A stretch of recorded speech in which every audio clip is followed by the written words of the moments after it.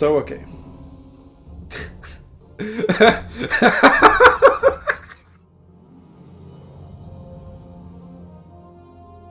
Hello there, commanders, and welcome to another patch notes video. We are on patch 4.14, and as always I haven't read those before, so you'll get my genuine first reaction to what the hell is happening in the patch notes. So without further ado, let's dive right into it. Table of contents. Balance adjustment. Ooh, that's quite a lot. Senior unit. I think that's premium units. Then Rome, China, Carthage, Greece, Barbarian. Commander balance adjustment and unit balance adjustment. And then problem fix, so just bug fixes. That's interesting. So just a huge balance patch apparently. Looking at this, it's going to be quite big. Okay. Let's say I'm positively hopeful. Okay. Balance adjustment, senior unit. We found that these units need to be further optimized in order to better adapt to the current new territorial warfare mode. In order to achieve this goal, we will more clearly define the battlefield positioning of advanced units. The following content is the elaboration and explanation of different battlefield positioning. Output type unit. Right. So battlefield positioning is like battlefield role. So I guess output type unit is just damage dealer, right? Detective unit would be scouting unit. Intrusive unit, so that would be charging unit. Intercepting unit. Breakthrough unit, so again like charging units. I guess here focused on morale damage. Defensive units, that's for itself. Supporting units also kind of explains itself. But well, let's read through it. How do they describe them? So output type unit description. The unit is good at attacking the enemy through battle. For melee infantry units, it is directly engaged in close range combat. For long range units, it kills the unit by shooting. No shit, Sherlock. Advantages. High health and high armor. Melee infantry units to improve melee attack and melee defense. Long range units increase shooting damage and reload speed. Unit disadvantages. Lower than average movement speed, lower than average movement acceleration, lower than average steering speed. But does that count for long range units as well? Because that goes together with, yes, melee attack and melee defense, not really. Oh, well, it goes. Also, advantage is high health and high armor, so it's for both melee and long range. Yeah, and then melee infantry, obviously melee attack and melee defense, and then range units, higher shooting damage and better reload speed. But because of high health and high armor, it would also suffer lower speed, lower maneuverability. Okay. Detective unit. Description. By improving the unit's vision and movement speed, allowing the unit to specialize in reconnaissance and assisting the team combat unit. Advantages. Are unit advantages? No. There's like a dot missing here. Advantages. Greatly increase the vision range, increase morale, and increase movement speed. Unit disadvantages: low melee hits, low melee defense, low damage, or low armor. So essentially barbarians, I guess. Intrusive unit. Description. Unit's charge skills can cause greater threats. Further weaken the unit's melee combat capability. Unit advantages: increase charge damage, increase the enemy's morale penalty caused by charge. Charge doesn't cause morale penalty. It's the flanking. And I guess nuke damage as well, which is derived from flanking as well. So, or is it? I don't actually know. So, in the comments, please tell me how nuke damage works, because I don't know. I would like to know, I guess. Where were we? Intrusive unit. And increased movement speed, obviously. Unit disadvantages: low melee hits, low melee defense. Breakthrough unit. Description. The unit is good at flanking attacks, hitting the morale of the enemy and causing the enemy to disintegrate. This type of unit has higher requirements for battlefield position and prediction. If used properly, it will cause huge damage to the enemy. So essentially Fogsman. Unit advantage. Extremely high morale strike effect, increase movement speed. Unit disadvantages: lower melee hits, lower melee defense, lower melee damage. That's not Folksmen. Folksmen have quite high melee attack and high melee damage.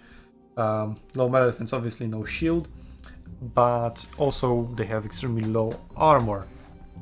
But well, maybe they have some other breakthrough units in mind as well. And also I guess those would just come with Folksman type units rather than the breakthrough unit role. Whatever the hell they want to do with it. Defensive unit. Description. The unit is good at resisting enemy attacks, reducing and absorbing the damage caused by the enemy. Unit advantages: extremely high health, extremely high armor, shield armor, good morale and good melee defense. Unit disadvantages: extremely low movement speed, extremely low movement acceleration, extremely low turning speed, low melee hits, low melee damage.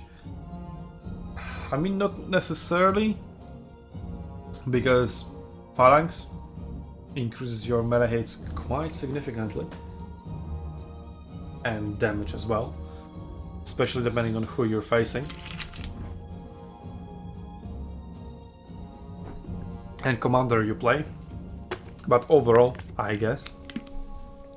Supporting unit. Description. Units are good at providing support to friendly forces. Unit advantages: good morale, good movement speed, good melee defense. Unit disadvantages: lower melee hits, lower melee damage. Supporting units? I wonder like what kind of units would fit into that description. Droids maybe? Retentus? But then the Retentus could just easily fit into the output. Damage output unit type. Also Belgaia Marksman. Abronis Marksman, I think they were called. But they're not in the game at the moment, I think. That was a OP unit, if I ever seen one. Well, OP for an archer. Because memes of Belgaia, holy shit. Memes of Belgaia, that single ability. It increases your morale, it lowers the enemy morale. It is, I think, 30 seconds cooldown, 15 seconds duration, so you can cycle it essentially all the time and then have 15 seconds to spare. It has huge range, and also I think it boosted your damage as well. Or maybe, I don't know, it did some other buffs, maybe melee buffs, melee debuffs to the enemy. I don't remember exactly what the other part of it was, but even just the morale alone, it's so strong. Like, you could literally just walk up and route units with memes of Belgaia. I even have videos about it. Where I just, no, wait, let me route you with memes of Belgaia. Just walk up, press the ability, and he's gone. So yeah, that was pretty memey ability, yep. But then again, like, their main feature was still the damage they dealt, because they're archers. Though I guess I could see them as supporting unit. Yep, makes sense to put them in that category. But whatever. Unit attribute adjustment details. Please note that because some units have reached the expectations of battlefield positioning, not all units have been adjusted. For example, the Germanic scouts have undergone major adjustments. The Spanish 9th Army only made minor changes. Okay, auxiliary cavalry. Buff to melee attack, buff to melee defense, buff to HP, quite significant. Body armor also quite significant by 10. But movement speed has been reduced, which is kind of weird, because that's like light cavalry. It shouldn't be the damage output cavalry, to be honest. So I see that more as a charging unit, but I guess they want to make it an output unit rather than charging unit. So that's why they're making those changes. And they are making Germanic scouts into an actual scouting unit. So they're faster. They also deal more damage. They also have higher range, and they also have higher morale. But the vision range remains the same. Okay. I should buff that, I guess, but maybe it was already high enough. So I guess essentially what they're doing here is changing the statistics of premium units so that they are more specialized to fit into one of these categories. And if I were to read through all of these and analyze all of these, we would be here easily for 1 hour, if not 2. So maybe let me focus on just the more interesting units. So Spanish 9th Army, that's the Tier 8 Legion 9 Hispana. So they have been made quite tankier, especially against archers, and then a little bit slower. But that's a buff to Tier 8 Roman infantry. Adult soldiers, that's Triarii. I mean, high melee defense, lower melee attack. Yeah, that screams spearmen to me, so that must be Triarii.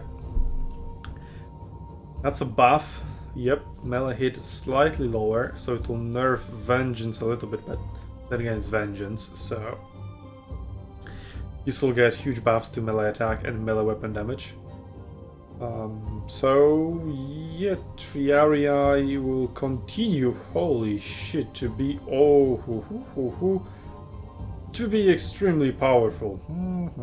They're a little bit slower, but once they get into combat, oh boy, they get into combat. Retaining veterans. That's probably Retentus. Yeah, must be Retentus.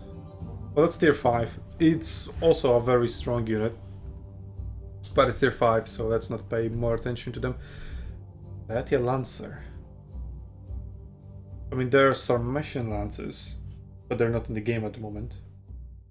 So that must be Tier 6 Spearmen, who I have no idea what their name. I just forgot. But well, it's just essentially discount Triarii, I guess, and they have gotten a lot of adjustments. So I guess pause if you want to read through them. But in general, I see they're just in the same direction, being made much more tanky and powerful melee, like by quite a lot, yeah. So actually you have been through like 2 or 3 patches of just across the board premium units buffs in the past. And those have been received with, well, mixed feelings, mixed reception they had. And they're getting buffed once again. Because those are not adjustments. I don't really see these as adjustments. Like, whenever I look at this, it looks like there is more buffs than there is nerfs. It's like, yes, we are adjusting them because we are buffing one of the statistics and nerfing some others, right? But the buffs are much more significant than the nerfs. So overall, all these units are getting buffed. Ghost of Canaan, that's Tier 7. Morale buffed, defense buffed, HP buffed. Armor buffed, shield armor buffed, speed slightly nerfed. So yeah, you see, it just reinforces their identity as a defensive tanky unit. But all these buffs, I can tell you, are much more significant than these nerfs. Like, the movement speed will not matter that much, not nearly as much as all these buffs. Okay, China, Tier 7 crossbowmen. I mean, they kind of suck. Their weakness is the shooting distance, so I guess they're buffing that. Shooting damage doesn't matter because it's all about AP anyway. But they don't have poison. They have snipe though, which kind of just equalizes the range between them and their Tier Tech 3 counterpart. This is like a sort of balance here, but then again it's kind of shit. So I don't know. Xiangdeng dead. I have no idea what that is. Archer. So that's probably a Tier 4 crossbows. Doesn't matter. Falling into the camp. Also no idea. Sword servants. Those are probably handmaidens. Okay. And just across the board, ooh, breakthrough unit, yeah. It's It's quite a lot, actually. From minus 70 to minus 84. It's a big buff.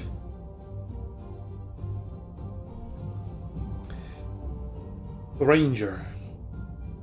Also sounds like ranged units, but isn't. It's getting melee defense buffs by 1. Okay. Well, whatever that unit is. Carthage. Okay, the Spearman getting buffed. I mean, everything is getting buffed. Yeah, speaking of Carthage and OP premium units, Surus. I mean, that's tier 5. It's pay to win because it's the only tier 5 elephant. So if you are ever in a tier 5 tournament that allows premium units, the only way to get an elephant is to pay. So there we go. If it isn't pay to win, I don't know what is. And you can say, oh, but elephants are balanced. But even if they were, but they aren't, but let's say they are, that still gives you one more tactical possibility over your enemy. And elephants, as a unique unit type, even if it's just, like, let's say on tier 5, they're only swordsmen, there are no spearmen, and then there is tier 5 premium spearmen, then you suddenly have many more tactical possibilities, even though it's just another infantry unit type. You can apply the same logic to folksmen, or maybe a light swordsman even, just like barbarian swordsman, right? Or dogs, or any other, just gives you more tactical possibilities. And every time you have more possibilities, you have more combos, more other, like, you know, it unlocks, it's a chain reaction essentially. And when those are elephants that are very powerful, then, you know, it definitely doesn't make it better. So, okay.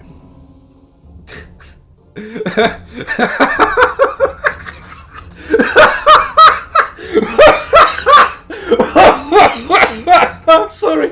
What the fuck?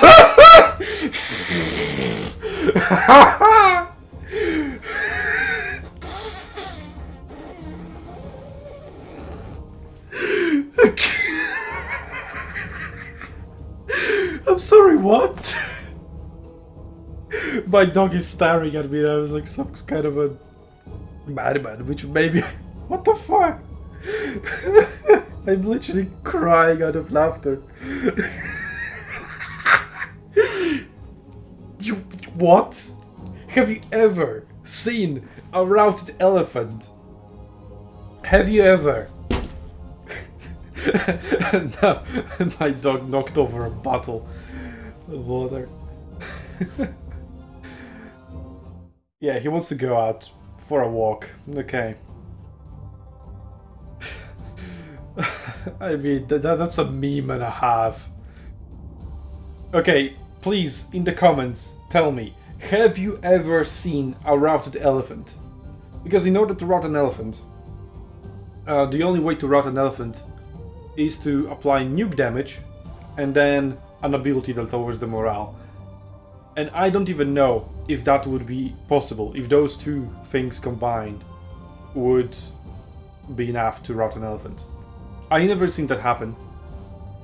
And across thousands of battles that I have played ever since the introduction of elephants, I have never seen an elephant rout. And maybe it's because the combination of nuke damage and a morale lowering ability that also has the high enough morale penalty was applied at the same time.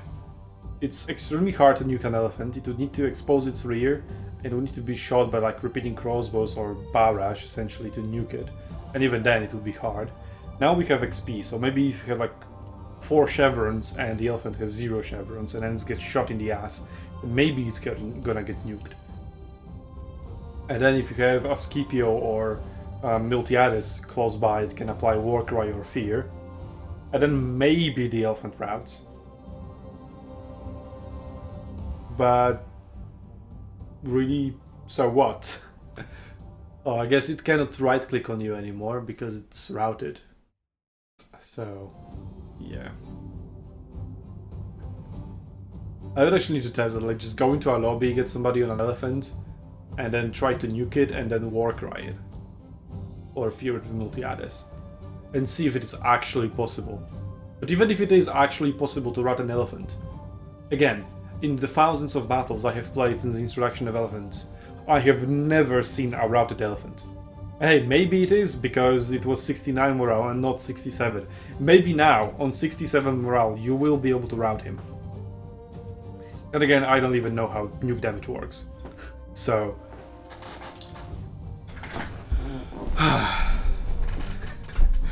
But I don't know if CA knows either what they're doing when they're lowering a morale of an elephant. We'll see. If I start seeing routing elephants, then I'll bite my words, I guess. But then again, this is just a tier 5 premium elephant, and the other elephants are not getting changed, and I didn't see those route at anyway, as well. Speaking of OP elephants, there's also Melkart. Okay, no. Mecher Guardian? Yeah, I mean, that's an armor stat of an elephant. This one is getting morale buffed because he kept routing all the time, so obviously they need to buff Melkart's morale. Why do elephants even have morale in the first place? Like, just make them like dogs. They don't have morale. I don't know. I mean, elephants that were, like, you know, the entire mechanic in Rome 1 and Rome 2 then, and I guess in Medieval 2 there were also elephants in there. Like, their thing was running amok, right? Like, running out of control. In Total War Arena, they literally never run out of control. So, it would be cool if they introduced some kind of running amok mechanic for elephants in Arena. But then again, if you're playing only elephants, they're just not a part of your army. They're like literally everything in control. And if they kept running amok, then yeah, I guess that's the argument why no such thing exists. But then just make them able to be routed?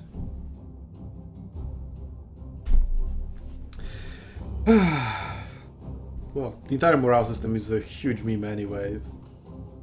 But thanks EA for giving me a very nice laugh. Okay, let's look at the actual changes that matter for the elephants. Melee attack lowered doesn't matter. Melee defense also barely matters. Field of view buffed? Yeah, sure. Because they already weren't watchtowers inside the tall grass, so they need to be buffed. Armor being slightly reduced. It's still an elephant armor, so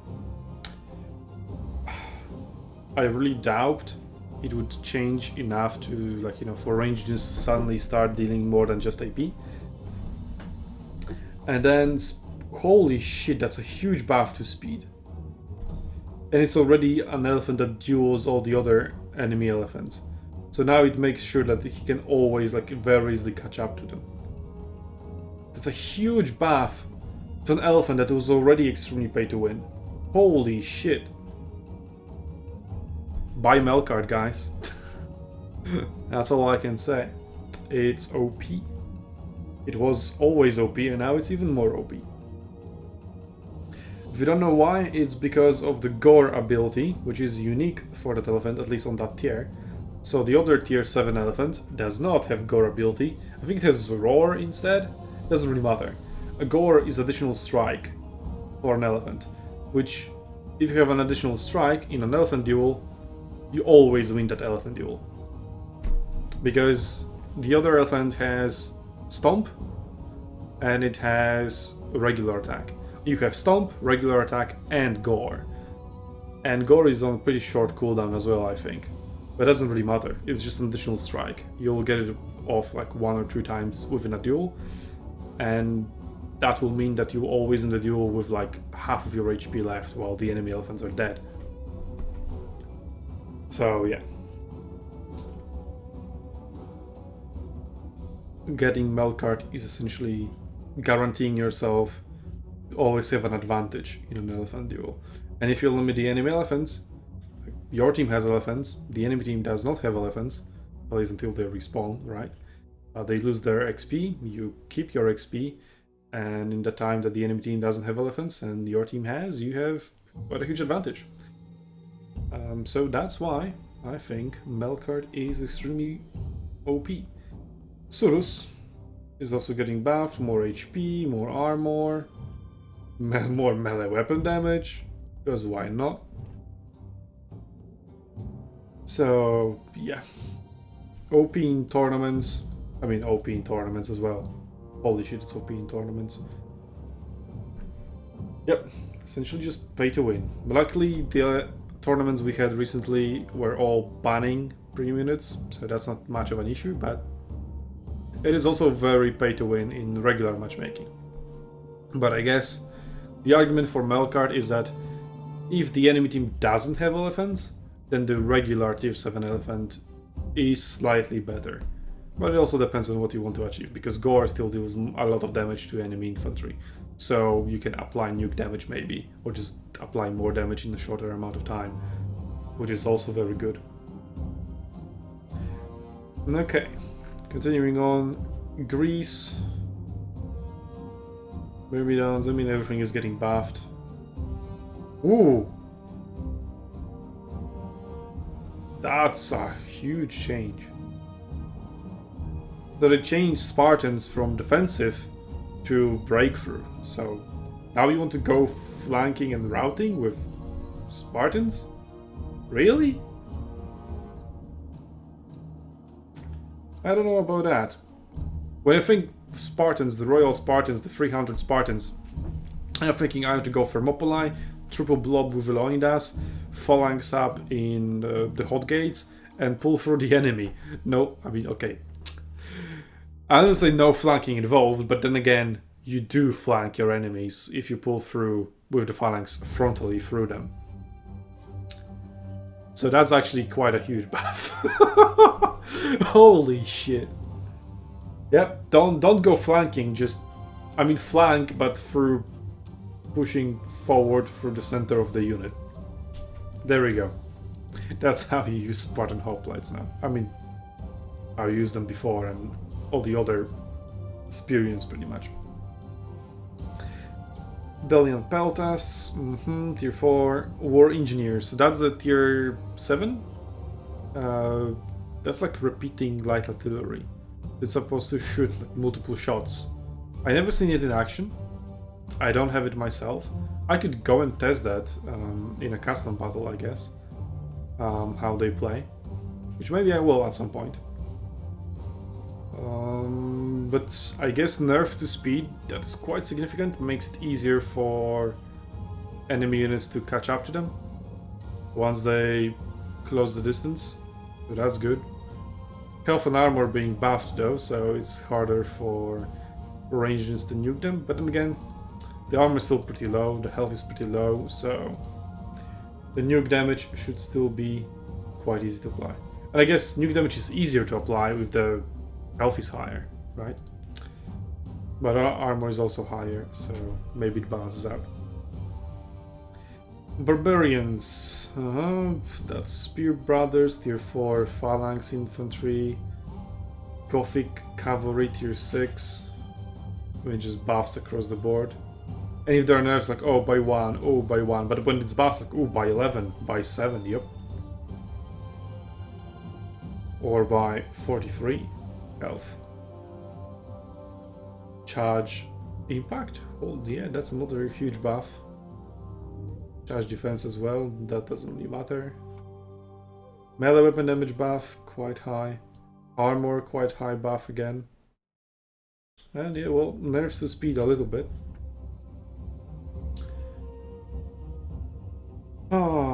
Celtic Slingers. Shooting distance buff. That's pretty good always, that's tier 5. Druids. Druids are a defensive unit. If I ever think of a supporting unit, those would be druids, because they have like their chant that makes them, it was like super slow, but buffs all the units around them. Is that what they do?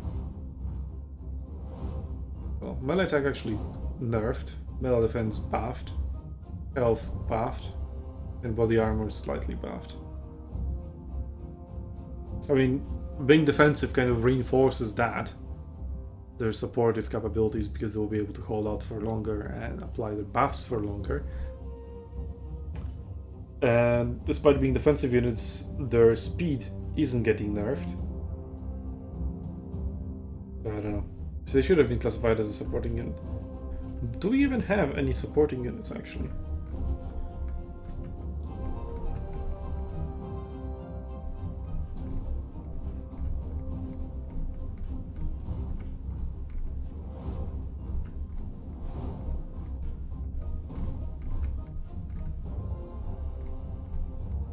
No, we don't. So when I said at the beginning, I don't really know what kind of unit would fall into that category, I was right, because none of them do. So why do you make a category for nobody? Like, you don't have a unit that falls into that category. Maybe in the future they will release something like that. I mean, that's pretty much what they did to druids. So why the hell is druids a defensive unit and not a supporting unit? Doesn't matter. Okay, we are in commander balance adjustment. Now we're talking. That's the actual important part of the patch, I guess. Shang Xiang. 100 shots and 100 hits. 75 to 76. Okay, so that's Sun Ren. Deadly precision. Yeah, that makes sense. I mean, that doesn't make sense. But 100 shots and 100 hits sounds like deadly precision, I guess. So the cooldown has been buffed by 5 seconds. I mean, yeah, okay. Don't really have like a hard opinion on that. But I guess Zhuge Liang still dominates as the ranged commander for crossbows, so maybe they want to reinforce that. And a 5 seconds shorter cooldown will help. It will help also to better synchronize it with the cooldowns of quick reload. And the other ability, what is it? Oh, repeating crossbows can't even use it, so it doesn't matter. Okay, Dongzhuo Terrorism, so Reign of Terror. The penalty effect of the skill's damage to the enemy melee weapon. Skills damage to the enemy melee weapon. That's melee weapon damage. Right? That is being nerfed. And that is being lowered from minus 30% to minus 20%. Well, I don't really think that's the reason Dongzhuo is OP. I think it's because, well, Reign of Terror knocks back the enemy units and also deals quite a lot of damage. I've even been able to nuke enemy units frontally by just using double or triple Reign of Terror. And also Reign of Terror then applies minus 20 morale, I think. So it's extremely easy to route units with Dongzhuo if you have some kind of support. Or even if you just flank yourself, right? And then you nuke plus minus 20 morale plus flanks. Yep. The units are running in front of Dongzhuo, and that's what makes him powerful. Not really the nerf to melee capabilities of the units around him. Alexander the Great, Anvil. Improved the melee defense penalty of the skill against the enemy. Adjusted minus 50% to minus 20%. Oh, okay. Alexander and his anvil is a meme. Always has been and always will be. Alexander is a cavalry commander, or is supposed to be a cavalry commander, and anvil is an infantry skill that has been put on cavalry, and it doesn't make sense on cavalry that much. It helps you disengage. It doesn't help you pin down the enemy so that you can charge him in the ass. I mean, sometimes it does if you play it in a certain way, but if you play it in that particular certain way, then you're not playing kind of correctly, or you're just fucked up and then Anvil just kind of saves your ass. What I would do, I made like a huge Reddit thread about it in the past. Huge, not that huge. But essentially I want Parmenion to be added into the game as Alexander's bro, and give Anvil to him, make him like defensive interceptive commander, so between something like between Leonidas and Miltiades, because Miltiades is like intercepting aggressive commander, you know, break ranks, run quickly all the time, flank, fear, rout the enemy, deal a lot of damage, right? That's Miltiades. Leonidas, stay in place, tanky, never rout. And also be good against ranged units, I guess. And Parmenion would be something in between. it would be like supportive, right? Because he would be able to charge in. I would give him a charge that is pretty strong, so like high impact damage, not impact damage, sorry, charge impact. So it can actually intercept the enemy units, knock them down with the charge, and then hold them down in place with the anvil, and then the ultimate ability would be some kind of AoE buff, for example, to defensive capabilities of units behind, around him, or maybe offensive, or maybe both. Doesn't matter. Like, there's a lot of options that you could go there for, but his identity would be defined essentially by charge in, intercept. That would be long charge, like Wrath of Mars. Long charge to intercept enemy incoming cavalry, infantry, whatever, to cover for ranged units, and then set up anvils for cavalry charges or friendly infantry. And give Alexander a proper cavalry skill instead of anvil, like rapid advance that was given to Kinane. So even either come up with a new ability that's sort of similar to rapid advance, or a new ability that just reinforces his identity as a charging cavalry commander. I would really like to see Alexander be kind of like anti-cavalry commander. That would be pretty neat to see, because he already wins all the charges with Wedge. Wedge is drunk, so fix also Wedge, right? It's an entire like commander slash cavalry slash Alexander slash Greek commander rework. The bottom of the story is that there's a lot of things you can do. Just do something instead of stubbornly sticking to what it is right now and isn't working. Okay, Hannibal, heavenly weapon, so that must be at Portes. Melee weapon damage bonus effect adjusted from 50% to 40%. Okay, that's a good nerf. I'll give that to CA. I think they correctly identified what makes Hannibal OP, unlike in Dong Zhuo's case. But what makes Hannibal truly OP as one of the best damage dealers in the game is the combination of the melee weapon damage bonus, which they are nerfing, so that's good. The melee attack that comes from at Portes as well, and also the triple phalanx pull through, essentially, which makes him, well, just deal a lot of damage because the melee attack stacks up, the damage bonus stacks up, you pull through, and you just obliterate the enemies in front of you. And unless they have a direct counter ready for you, well, you're pretty much invincible. So there's that. So a slight nerf to one of those factors that makes Hannibal one of the strongest damage output dealers, damage dealers, yeah, in the game. So that's a good nerf. I'll give CA that. Now, Goddess, that's just regular units, balance adjustment. Goddess of Andata will be Andrata's Swordsman. I think that's what the unit is called. Swordswoman, I guess. Either way, tier 7 Barbarian Infantry, and their armor has been lowered by 2. Yeah, sure. Shuguo Qingqi. I have no idea what that is, but its damage has been adjusted from 186 to 181.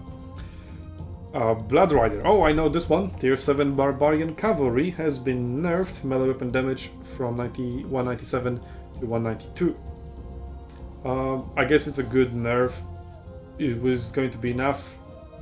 Probably not. Scythian Archers. Ranged weapon block adjusted from 19 to 17. That also barely changes anything. Ambusher, armor adjusted again by 2. So no big changes so far. Black Mountain Ambush. So that's... Oh, Ambusher obviously tier 7 Barbarian Archers, Scythian Archers, tier 7 Greek Archers. And Black Mountain Ambushers, I think they are tier 7 Chinese Crossbowmen. Not 100% sure. They're definitely Chinese Crossbowmen. But are they tier 7? I don't know. And well, ranged weapon damage, so yeah, that doesn't matter because they deal AP only, unless those are Folksmen, I guess, and other units that expose the rear, but even then not always. Like even if you shoot them in the rear, you still deal only AP damage. Repeating crossbow shooter. Shooting distance adjusted from 65 to 60. I think that's tier 6, because they're just called repeating crossbows and nothing else, I think. So that's pretty big nerf for the tier 6 ones. Higher continuous crossbow shooter, so that would be mercenary repeating crossbows. And I don't know which tier that is. Possibly 7, but I'm not 100% sure. But anyway, armor has been lowered by 2. Heavy catapult. Casting damage? Wait, what? But it's not range, because range is like an equal number. It's like 400, I think. So it's... They're buffing heavy artillery. What are you doing, CA? No! Battle shooter. Whatever the hell that is. Probably light artillery. Reload time also buffed. Right.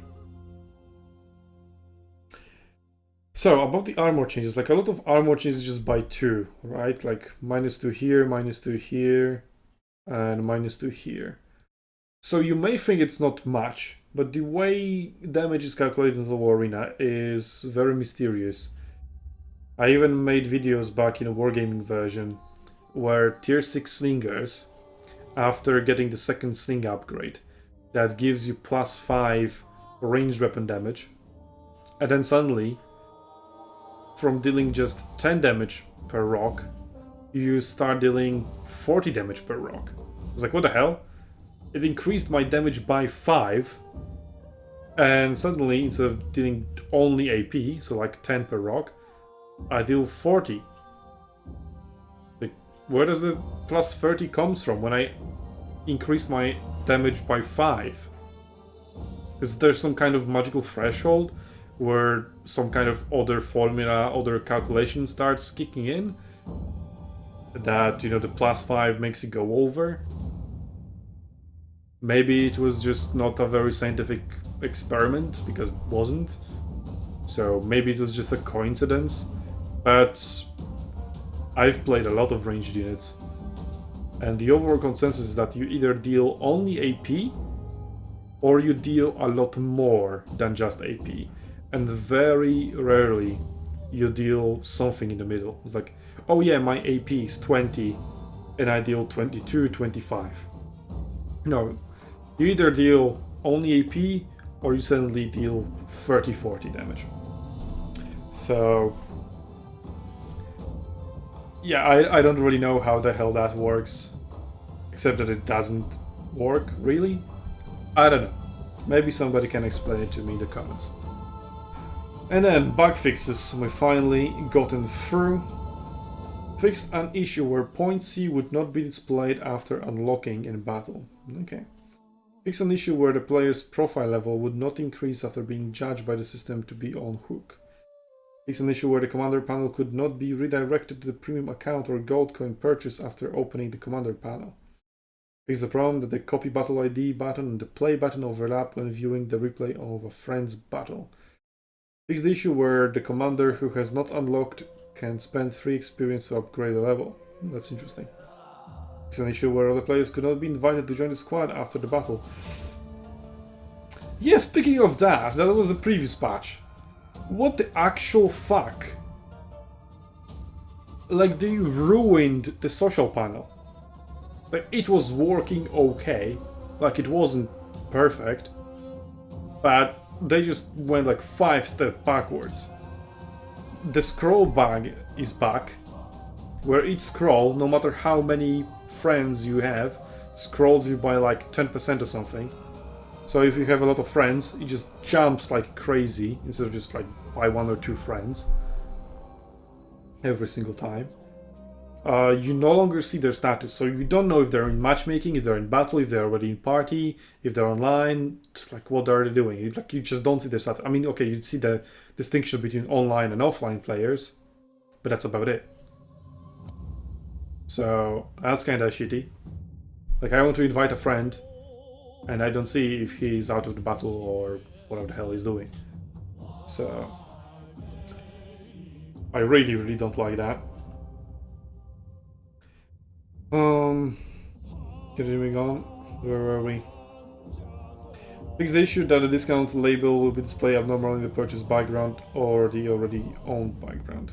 Fix an issue where two players sending friend invitations to each other at the same time would cause a crash. Yeah, also, friend invites don't work anymore. I cannot deny, like, somebody adds me to their friends or asks me to accept the friend invite. I cannot deny that. There's no option. So the other option is to either just leave them be like that and get in your way, or accept them and then remove them. But you also cannot remove them if they are offline. So you need to accept them, have them be online, and then remove them if you don't want to accept the invite. It's fucked up. I mean, I don't do that often, but I do not accept the invites from people who have no nicknames, because, like, how the hell am I supposed to know who that is? I mean, there's probably Chinese signs involved in there, but then again, I don't know anybody with Chinese nicknames, so why would I accept that anyway? So just fix the problems of your new friend system, or rather, just the display of it. Like, it was working fine. Why the hell did you touch it? Like, it was okay. Like, it was buggy, so fix the bugs instead of just trying to rework it and just rework it to your request, essentially. Like, the old bugs are back, and the features that were nice are gone, and new bugs are also introduced. That's really bad. Really, really bad. Okay, fix the problem that two novice guide tutorials will pop up prompts at the same time. Fix the problem that the operation guide of the commander skill is abnormally locked. Fix an issue where Sun Ran Cloud's piercing arrow skill could not be used on ranged units. I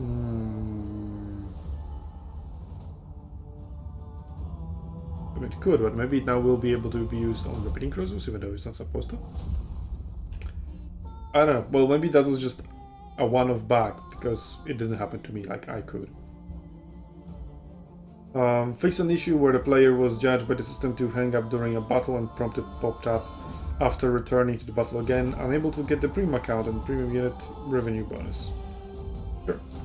Fix the problem of blue borders on the avatar in the store. Fix the confusion of Liu Bei's skill description. Clearing up confusions, but was there any of how Liu Bei works? I guess the only confusion that there may be, is how are the 9 units counted within the range of ability? Is it being adjusted as the units are joining and leaving? Or is it based on how many units are within the circle as the ability is cast? I think that's the only thing that could be cleared up. But it's like continuous aura, so it should also, because as units enter, they also receive the buff. So they also should count to the 9 units. Something we just need to go and test in a battlefield or custom battle. I don't have Liu Bei personally, so I didn't really bother with that much, but I guess it has come to my mind. That's something I can test and see if that changes. Fix the problem that the remaining time of the commander discount activity in the store is not displayed properly. Fix an issue where the social menu displayed abnormally when hovering over the players, over other players in the team. Fix the problem that premium account button can be clicked after viewing the main menu. Yeah, so I guess no really big significant bug fixes.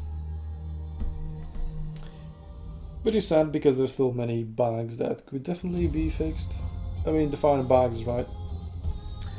But either way, they're not getting better, like with unit coherency beams and so on.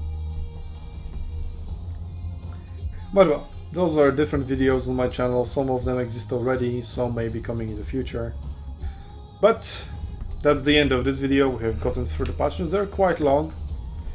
Sadly, like 80-90% of it is just premium unit buffs. But hey, maybe they'll get more money. Maybe they'll finally invest some of it into Arena. That would be nice, because CA still refuses to properly invest in this game. They have an amazing product. As much as I shit on them and meme on them, I always keep saying that the core concept, the core gameplay, and overall balance is really fucking good. It's just the details are not really ironed out. But those are the details, right? The overall experience is really good. They just need to promote it properly, invest into it properly, and then see the return.